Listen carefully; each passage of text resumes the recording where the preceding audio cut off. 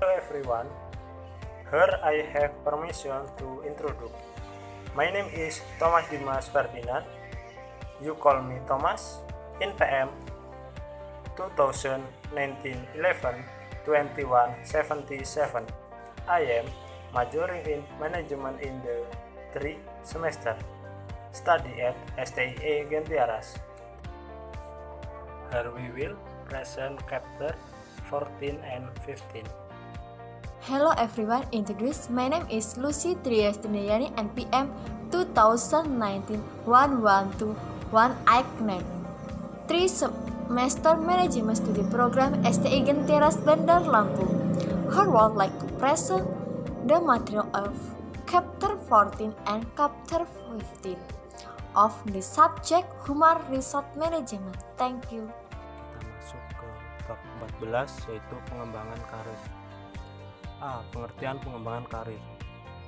Menurut Ikomang LDKK tahun 2012, pengembangan karir merupakan peningkatan pribadi yang dilakukan seorang untuk mencapai suatu rencana karir dan peningkatan oleh Departemen Personalia untuk mencapai suatu rencana kerja sesuai dengan jalur atau jenjang organisasi.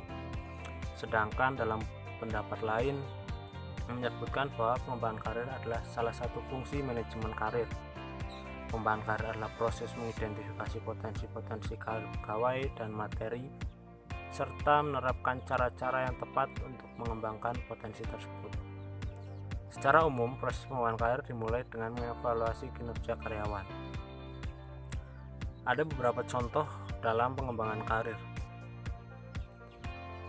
Pengembangan karir yang dilakukan dengan cara diklat, diantaranya yaitu melanjutkan studi atau pendidikan karyawan baik dalam negeri maupun di luar negeri, lalu memberikan pelatihan baik dalam organisasi maupun di luar organisasi, dan memberikan pelatihan sambil bekerja atau sering kita sebut on the job training. Sedangkan contoh lain pengembangan karir melalui cara non diklat, yaitu memberikan penghargaan kepada karyawan, memberikan sanksi karyawan, mempromosikan karyawan ke jabatan yang lebih tinggi, merotasi karyawan ke jabatan yang setara dengan jabatan semula. B. Manfaat pengembangan karir. Pengembangan karir ada beberapa manfaat sebagai berikut, yaitu meningkatkan kemampuan karyawan, lalu meningkatkan suplai karyawan yang berkemampuan. C. Faktor-faktor yang mempengaruhi pengembangan karir. Ada beberapa faktor yang dapat mempengaruhi perkembangan karir, diantaranya 1. Hubungan pegawai dan organisasi. Yang kedua, personalitas karyawan. Ketiga, faktor-faktor eksternal. Keempat, politicking dalam organisasi. Kelima, sistem penghargaan. Keenam, ukuran organisasi. Ketujuh, kultur organisasi. Serta kedelapan, tipe manajemen. D. Pengembangan karir individu. Titik awal pengembangan karir dimulai dari diri karyawan. Setiap orang bertanggung jawab atas pengembangan atau kemajuan karirnya, seperti prestasi kerja, exposure, permintaan berhenti, kesetiaan organisasional, mentor dan sponsor, kesempatan untuk tumbuh. E. Dukungan Departemen Sumber Daya Manusia dalam pengembangan karir. Menurut Handi Handoko 1995, pengembangan karir seharusnya tidak hanya tergantung pada usaha-usaha individu saja, karena hal ini tidak selalu sesuai dengan kepentingan organisasional. 1. Dukungan manajemen itu penting. Lalu kedua, umpan balik. Umpan balik mempunyai 3 tujuan, diantaranya untuk menjamin para karyawan yang tidak dipromosikan bahwa mereka masih bernilai dan akan mempertimbangkan untuk promosi-promosi selanjutnya jika mereka lalu untuk menjalankan mengapa mereka tidak terpilih, serta untuk menunjukkan apa kegiatan pengembangan karir yang harus diambil. 3. Kelompok kerja kohesif. F. Pengaruh emosional pada pengembangan karir. Selalu melakukan evaluasi diri, khususnya yang menyangkut faktor-faktor intrinsik personal yang mempengaruhi kinerja. Kalau sudah diketahui bahwa kematangan emosional masih rendah, maka yang dapat dilakukan adalah memahami sisi kelemahan ketidakmatangan emosional. Lalu melakukan hubungan sosial secara bersahabat dengan intensif, baik pada jalur horizontal maupun vertikal. Semakin tinggi intensitas hubungan, semakin banyak unsur kehidupan sosial yang bisa dipelajari. Dan mengikuti pelatihan, banyak membaca buku praktis tentang kepribadian pengelolaan diri dan pengembangan kematangan emosi. Tujuannya, di samping meningkatkan kadar kognitif dalam kecerdasan sosial, juga semakin matangkan emosional dan kepribadian karyawan. Oleh karena itu, membuat rencana umum mengembangkan karir individu untuk selama siklus kehidupan sebagai pekerja, semacam roadmap pengembangan karir. Baik, kita masuk ke bab 15, yaitu motivasi, presentasi, dan produktivitas kerja. A. Motivasi. Motivasi berasal dari kata lain mover, yang berarti dorongan atau daya penggerak. Motivasi ini penting karena dengan motivasi diharapkan semua individu karyawan mau bekerja keras dan antusias untuk mencapai produktivitas yang tinggi. Adapun pengertian motivasi menurut beberapa ahli, di antaranya menurut Malayu SP Hasibun 2001, motivasi adalah suatu perangsang keinginan atau when, daya penggerak kemauan bekerja seorang. Setiap motivasi mempunyai tujuan tertentu yang ingin dicapai. Sedangkan menurut Wayne F. Cascio mengemukakan pendapatnya yang dikutip oleh Malayu SP Hasibun 2001, motivasi adalah salah satu kekuatan yang dihasilkan dari keinginan seorang untuk memasukkan kebutuhannya, misal rasa lapar, haus, dan dahaga. Sedangkan pendapat menurut Berlosson dan Steiner mendefinisikan motivasi yang dikutip oleh Wahjo Sunubjo 1994. Motivasi adalah salah satu usaha sadar untuk mengaruhi perilaku seorang supaya mengarah tercapainya. 2. Proses timbulnya motivasi. Proses timbulnya motivasi seorang merupakan gabungan dari konsep kebutuhan, dorongan, tujuan, dan imbalan. Proses motivasi terdiri dari beberapa tahap proses yang dikutip oleh Indrio Gito Sudarmo 1997. Apabila dalam diri manusia itu timbul suatu kebutuhan tertentu dan kebutuhan tersebut belum terpenuhi, maka akan menyebabkan lahirnya dorongan untuk berusaha melakukan kegiatan yang lebih dalam. Lalu, apabila kebutuhan belum terpenuhi, maka seorang kemudian akan mencari jalan bagaimana cara untuk memenuhi keinginannya. Dan untuk mencapai kebutuhan prestasi yang diharapkan, mereka seorang harus didukung oleh kemampuan, keterampilan, maupun pengalaman dalam memenuhi segala kebutuhannya. Dalam melakukan evaluasi presentasi secara formal tentang keberhasilan dalam mencapai tujuan yang dilakukan secara bertahap, seorang akan bekerja lebih baik apabila mereka merasa bahwa apa yang mereka lakukan dihargai dan diberikan suatu imbalan atau ganjaran. Dari gaji atau imbalan yang diterima, kemudian seorang tersebut dapat mempertimbangkan beberapa besar kebutuhan yang bisa terpenuhi dari gaji atau imbalan yang mereka terima. 3. Teori motivasi. Teori motivasi pada dasarnya dibedakan menjadi dua, yaitu teori motivasi kepuasan dan teori motivasi proses, yang dikutip oleh Hasun Umar 1998. Teori kepuasan tentang motivasi berkaitan dengan faktor yang ada dalam diri seorang yang memotivasinya. 4. Jenis-jenis teori motivasi. Ada beberapa jenis teori motivasi, yaitu diantaranya A. Teori kepuasan atau konten teori. Teori ini mendasarkan pada faktor-faktor kebutuhan dan kepuasan individu, sehingga mereka mau melakukan aktivitasnya. Jadi mengacu pada diri seseorang. 1. Teori hierarki kebutuhan. Atas dasar asumsi di atas, hierarki kebutuhan manusia menurut Maslow adalah sebagai berikut, yaitu kebutuhan psikologis atau psychological needs, kebutuhan fase aman atau safety needs, kebutuhan sosial atau social needs, kebutuhan penghargaan atau system needs, kebutuhan aktualisasi diri atau self actualization needs.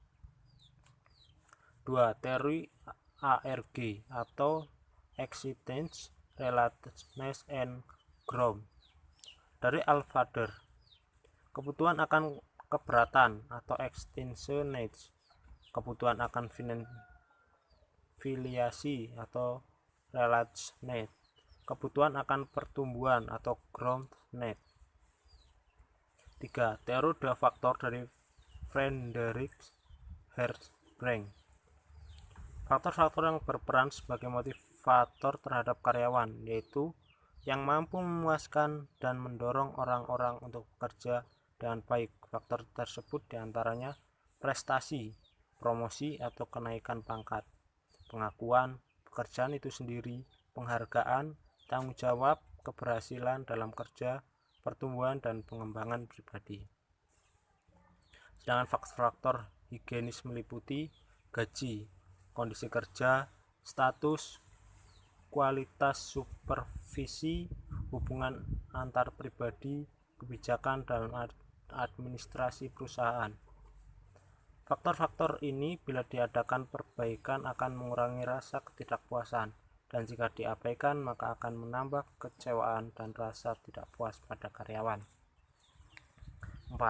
Teori motivasi prestasi dari McClellan. Teori ini menyatakan bahwa seorang pekerja memiliki energi potensial yang dapat dimanfaatkan tergantung pada dorongan motivasi, situasi, dan peluang yang ada. David McClellan meneliti 3 jenis kebutuhan, yaitu kebutuhan akan prestasi, kebutuhan akan afiliasi, kebutuhan akan kekuasaan. B. Teori motivasi proses atau proses theory of motivation. Teori ini berusaha agar setiap karyawan mau bekerja giat sesuai dengan harapan, daya penggerak yang memotivasi semangat kerja, terkandung diri harapan yang akan diperolehnya. Jika harapan menjadi kenyataan, maka karyawan cenderung akan meningkatkan kualitas kerjanya. Begitu pula sebaliknya. Ada 3 macam teori motivasi proses yang utama yang dikutip oleh Husain Umar 1998, antara lain 1. Teori pengharapan atau ekspektasi teori, 2. Teori keadilan, 3. Teori penguatan. Yang kelima, langkah-langkah motivasi. Dalam memotivasi bawahan, ada beberapa petunjuk atau langkah-langkah yang perlu diperhatikan oleh setiap pemimpin, yaitu: pertama, pemimpin harus tahu apa yang harus dilakukan oleh bawahan. Yang kedua, pemimpin harus berorientasi kepada kerangka acuan orang. Yang ketiga, tiap orang berbeda-beda di dalam memuaskan kebutuhan. Yang keempat, setiap pemimpin harus memberikan contoh yang baik bagi karyawan. Yang kelima, pemimpin mampu mempergunakan keahlian dalam berbagai bentuk. Yang keenam, pemimpin harus berbuat dan berlaku realistis. 6. Tujuan pemberian motivasi. Tujuan pemberian motivasi antara lain mendorong gairah dan semangat kerja karyawan, meningkatkan moral dan kepuasan kerja karyawan, meningkatkan produktivitas kerja karyawan, mempertahankan loyalitas dan kestabilan karyawan perusahaan. B. Penilaian prestasi kerja. 1. Pengertian penilaian prestasi kerja. Menurut Tehani Handoko 1995, penilaian prestasi kerja atau performance appraisal adalah proses melalui mana organisasi-organisasi mengevaluasi atau menilai prestasi kerja karyawan. Hasil penilaian prestasi kerja performance appraisal karyawan dapat memperbaiki keputusan-keputusan personalia dan memberikan umpan balik kepada karyawan tentang pelaksanaan kerja mereka. Pengukuran prestasi kerja. Pada setiap organisasi, baik berskala kecil maupun berskala besar, prestasi kerja perlu dievaluasi sebagai dasar untuk pengambilan keputusan, mengenalkan gaji, penugasan, promosi, keperluan training, dan beberapa hal lain yang mempengaruhi karyawan dalam melaksanakan tugasnya. C. Manfaat adanya penilaian prestasi kerja. Penilaian prestasi kerja atau performance appraisal adalah proses melalui mana organisasi-organisasi mengevaluasi atau menilai prestasi kerja karyawan. Kegunaan penilaian prestasi kerja dapat dirinci sebagai berikut. Pertama, perbaikan prestasi kerja. Yang kedua, penyesuaian kompensasi. Yang ketiga, keputusan-keputusan penempatan. Yang keempat, kebutuhan-kebutuhan pelatihan dan pengembangannya. Yang kelima, perencanaan dan pengembangan karir. Edwin Philippus 1995 mengemukakan bahwa prestasi kerja seseorang dapat diukur melalui mutu kerja, kualitas kerja, ketangguhan, dan sikap. 4. Sistem penilaian prestasi kerja. Secara kategori, terciptanya suatu sistem penilaian prestasi kerja yang matang harus memenuhi 5 syarat, yaitu halo event, kesalahan kecenderungan terpusat, biasa terlalu lunak atau terlalu keras, prasangka pribadi, pengaruh kesan terakhir. Kelemahan-kelemahan kriteria penilaian ini dapat diantisipasi dengan pemberian latihan bagi para penilai, umpan balik, dan pemilihan teknik-teknik penilaian yang cepat dan tepat. Latihan bagi penilai mencakup 3 tahap, yaitu penjelasan dan berbagai bias yang ada. Peranan penilaian prestasi kerja pada karyawan ditekankan pada objektivitas. Penilaian diberikan kesempatan untuk menerapkan ukuran-ukuran prestasi kerja sebagai bagian dari latihan. 5. Metode-metode penilaian prestasi kerja. Rating test, checklist, field review method, tes dan observasi prestasi kerja, metode evaluasi kelompok. C. Produktivitas kerja. Yang pertama, pengertian produktivitas. Secara filosofis, produktivitas merupakan sikap mental yang selalu berusaha dan mempunyai pandangan bahwa suatu kehidupan hari ini lebih baik dari hari kemarin dan hari esok lebih baik dari hari ini. 2. Faktor-faktor yang mempengaruhi produktivitas. Yang pertama, pengetahuan atau knowledge, keterampilan skill, kemampuan abilities. 3. Pengukuran produktivitas. Menurut Ikomang Ardana DKK 2012, pengukuran produktivitas meliputi 4 tingkatan, yaitu pengukuran produktivitas tingkat nasional atau makro, pengukuran produktivitas tingkat industri atau sektor, pengukuran produktivitas tingkat perusahaan atau mikro, pengukuran produktivitas tingkat produksi atau parsial. Pengukuran produktivitas tenaga kerja, termasuk pengukuran produktivitas tingkat produksi, dirumuskan sebagai berikut. P sama dengan O per I, keterangan. P produktivitas tenaga kerja, O output atau hasil kerja yang sebenarnya, I input atau jumlah jam kerja sebenarnya. Ada 4 pendekatan untuk meningkatkan produktivitas kerja, yaitu meningkatkan keluaran sedangkan masukan dipertahankan tetap, keluaran tetap namun masukan diturunkan, keluaran naik lebih besar, masukan naiknya lebih kecil, keluaran turun, masukan turun lebih besar. Di samping keempat metode tersebut, ada metode lain yang bisa dengan efektif berpengaruh terhadap peningkatan produktivitas kerja, meliputi yang pertama, metode peningkatan produktivitas kerja dengan menghemat tenaga kerja. Yang kedua, metode peningkatan produktivitas kerja dengan menerapkan metode kerja yang paling tepat. Yang ketiga, metode peningkatan produktivitas kerja dengan menghasilkan aktivitas-aktivitas yang tidak produktif.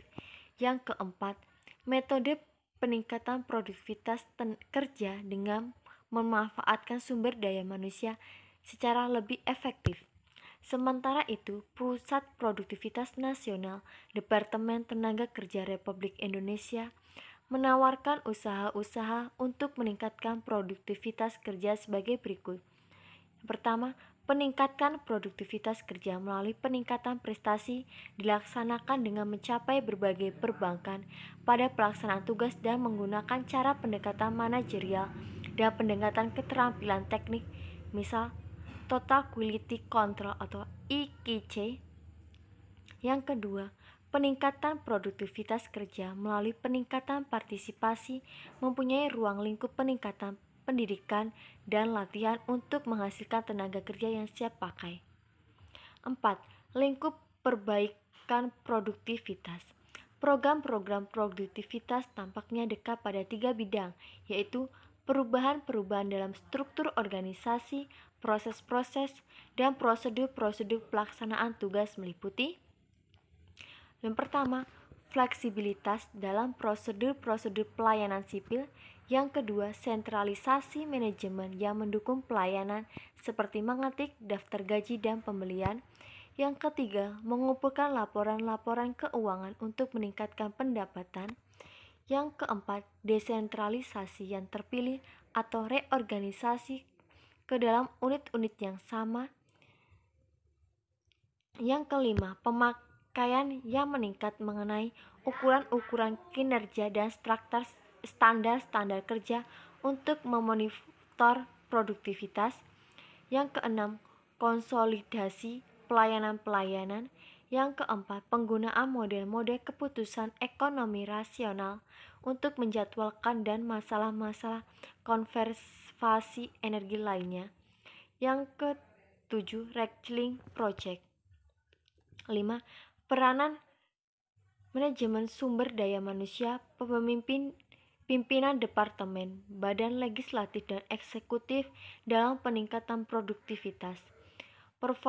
Performansi karyawan dipengaruhi oleh usaha, motivasi dan kemampuan karyawan, kesempatan dan kejelasan tujuan-tujuan prestasi kerja yang diberikan oleh organisasi kepada seseorang karyawan.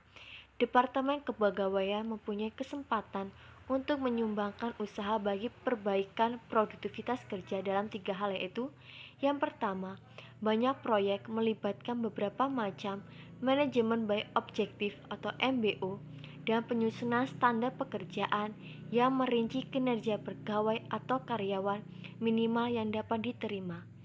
Yang kedua, melalui motivasi. Perbaikan produktivitas berkaitan langsung dengan motivasi kerja karyawan.